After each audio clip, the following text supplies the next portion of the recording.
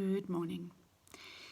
Today I have something very serious on my mind, and that is dealing with people who are at risk for burnout, people who are in abusive relationships, people who are already depressed and trying their best to make it. What I notice is so many people say, things are looking a little bit better, so therefore I'm not going to continue working on myself or addressing the issues. It is like we are so easily lulled, we are so easily capable of slipping into denial.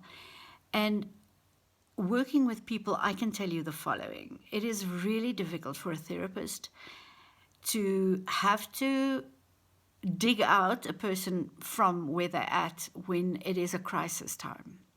It makes far more sense to help somebody gradually rise up from their circumstances rather than having to try and do magic and wonder and miracles when it's really not possible in a time of crisis.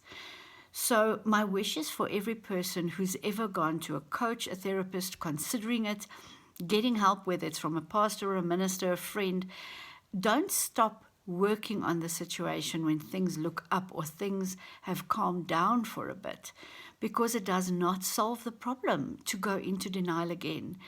And I see that very often, unfortunately, that people then get so deep dug in or close to drowning in the situation that it's almost impossible for them to make sense of a crisis.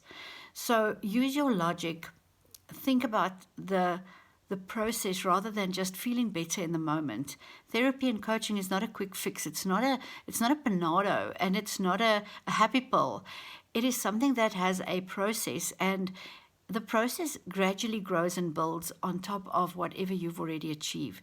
So please don't just say, "Oh, I'll come again when things get bad."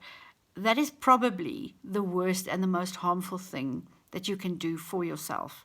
So keep in mind that growth has to happen continually, and you can't switch off your own development when things look a little better for a moment. So I hope I'm not being too harsh on you when I say this, but it is really important that you think about this and that you understand your process is important, and it's not just a once off or a dip your toe in the possibility of healing.